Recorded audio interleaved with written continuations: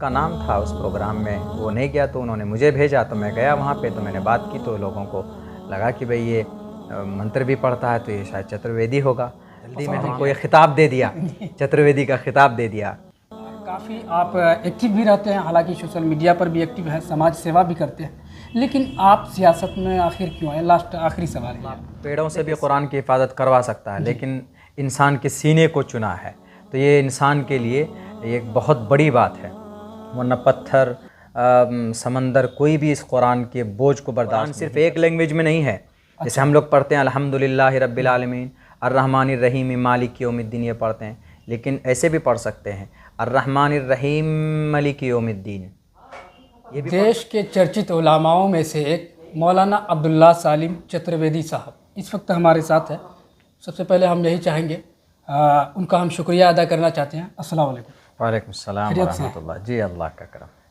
आपका जो सफ़र है आपके जीवनी का, मैंने सुना है कई चैनल पर आपका जो है इंटरव्यू भी देखा है, लेकिन एक सवाल आपसे बस करेंगे, उसके बाद जो है ख़त्म कर देंगे अपनी बात को। यानी कि हम ये जानना चाहते हैं और हमारे जो दर्शक हैं, जो देखने वाले हैं, वो जानना चाहते हैं कि आपने मोहम्मद सालिम से लेकर चतुर्वेदी तक का सफ़र किया है, तो ये कैसे किया है, कैसे तय किया है इस सफ़र?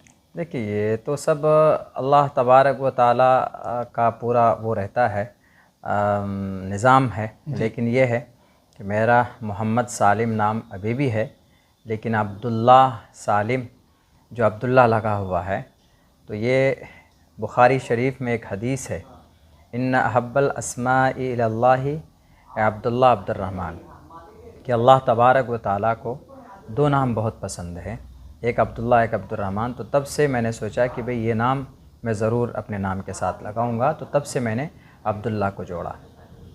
और रही बात यह कि बचपन से मेरी तालीम मदरसे में हुई है, मकतब से लेकर मदरसे में, और मदरसे के बाद फिर एक MERCCS बेंगलोर के अंदर में डिप्लोमा हमने किया है, और समझिए कि वहाँ पे 10 साल का कोर्स 2 साल में हमने पूरा किया।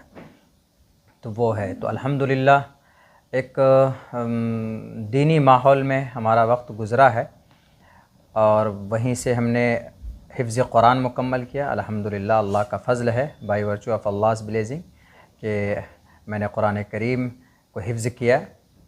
तकरीबन ये सन 2001 की बात है। उसके बाद से फिर 2 साल का कोर्स होता है। 2001 में आपने जी हिफ्ज़ मुकम्मल किया। अच्छा, हिफ्ज़ मुकम्मल। हाँ, उसके बाद फिर याद करने में थोड़ा टाइम लगता है, 5 महीना 6 महीने का। अल्लाह के फ़ज़ल से अल्लाह ने मुझे अपने कुरान करीम को मेरे सीने में, बल्कि कुरान की हिफाजत की जो एक प्रोसेस है अल्लाह का, अल्लाह पेड़ों से भी कुरान की हिफाजत करवा सकता है, लेकिन इंसान के सीने को चुना है, तो ये इंसान के लिए एक बहुत बड़ी बात है। वरना पत्थर, समंदर, कोई भी इस कुरान के बोझ को बर्दाश्त नहीं कर सकता।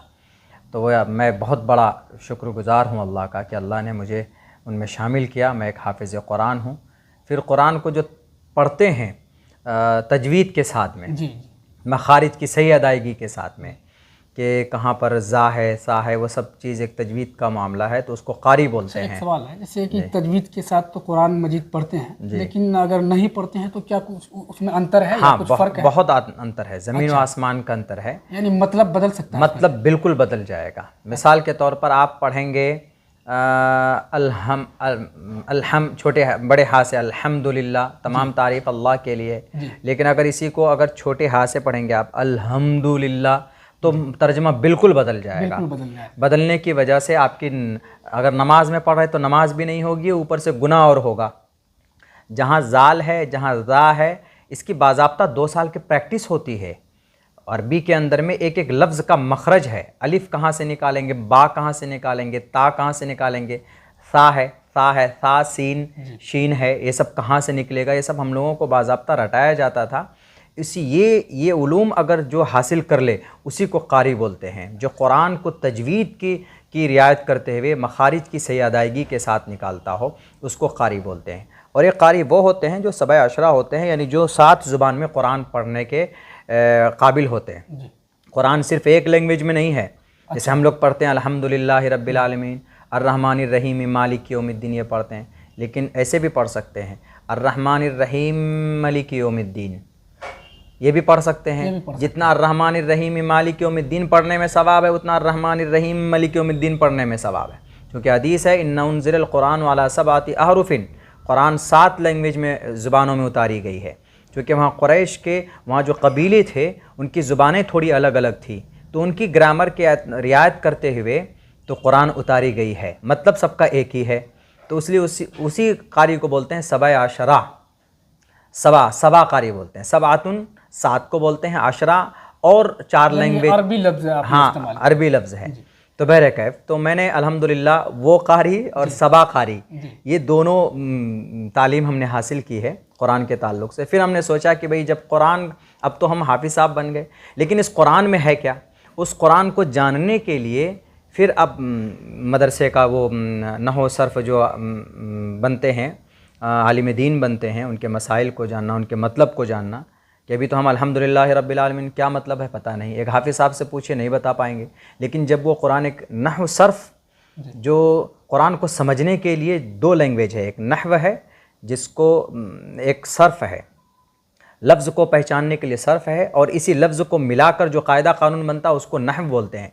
नहव सर्फ़ की पढ़ाई 3 साल तक की होती है। अच्छा, हाँ, तो अरबी अव्वल दोम सोम मौलवी में शुरू में ये 3 साल तक पढ़ाई जाता है। इसको पढ़ते हैं हम लोग, रट करके एकदम पागल हो जाते हैं, कुछ समझ में नहीं आता 3 साल तक। अच्छा। उसके बाद फिर आहिस्ता आहिस्ता जोड़ने का काम किया जाता है कि भाई अल्हम्दुलिल्लाह का क्या तर्जमा है, इसमें है फ़ैल है, हर्फ है, क्या है। जब उधर जाएंगे ना आप अरबी के, उसमें आप गुम हो जाएंगे, आपको पता नहीं चलेगा। तो खैर, तो कुरान को समझने के लिए, उसका ट्रांसलेशन, उसका मीनिंग मतलब समझने के लिए हमने फ़जीलत का कोर्स किया, यानी आलिम दीन जिसको बोलते हैं। मैं तो खैर अपने आप को आलिम नहीं कहता, एक मैं तालिब इल्म हूँ आज भी। तो वही 8-9 साल में हमने फ़जीलत किया अल्हम्दुलिल्लाह। उसके बाद फिर उसमें और ज़्यादा पुख्तगी हो तो तकमील उलूम का कोर्स किया हमने।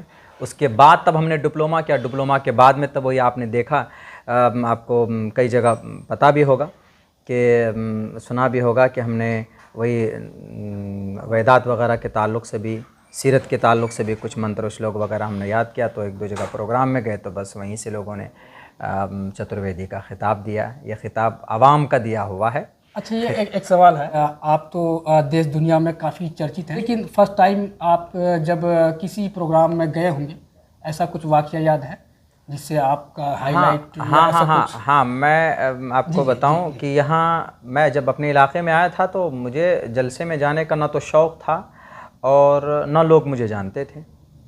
यहीं इलाके में अपने घर के करीब की दूरी में, हमारे ख्याल से हमारे यहाँ से एक बस्ती है डोरिया, मुरबल्ला डोरिया, तकरीबन डोरिया की बात है। तो मेरे घर से गालिबन 20 किलोमीटर की दूरी पे है। अररिया सिटी में है? हाँ, अररिया के जस्ट करीब, अररिया के जस्ट करीब में है यहीं पे। तो वहाँ एक प्रोग्राम था, मेरे दोस्त का नाम था। उस प्रोग्राम में वो नहीं गया तो उन्होंने मुझे भेजा, तो मैं गया वहाँ पे। तो मैंने बात की तो लोगों को लगा कि भाई ये मंत्र भी पढ़ता है तो ये शायद चतुर्वेदी होगा। तो आवाम ने बहुत जल्दी में हमको ये ख़िताब दे दिया, चतुर्वेदी का ख़िताब दे दिया।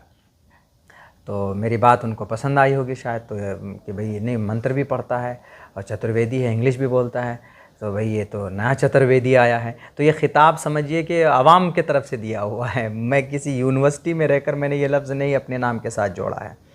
तो ये सफ़र है बस। अच्छा, कुछ लोग जैसे कतराते हैं मदरसे में बच्चे को पढ़ाने के लिए, तो ऐसे में एक सवाल आपसे ये करना चाह रहे हैं कि क्या मदरसे में पढ़कर देश दुनिया के लिए कुछ ऐसे तरक्कियात कर सकते हैं? क्या ये बिल्कुल कर सकते हैं, कुछ वो बड़ा कर सकता है? एकदम कर सकते हैं। मैं तो ये कहूँगा, ऐसा मिसाल आप देंगे? मैं तो ये कहूँ, 2-4 बिल्कुल मैं तो ये कहूँगा, तारीख़ इस ताल्लुक़ से भरी पड़ी है। मैंने बहुत सारे जगहों के ऊपर में वीडियोज़ भी हैं कि भाई बहुत सारे उलमा हैं जो उस पोस्ट पे एक आलिम दीन हैं, दीन के कायद रहबर, दीन के बल्कि जानकार रहने के बावजूद भी बड़े ताजिर बने।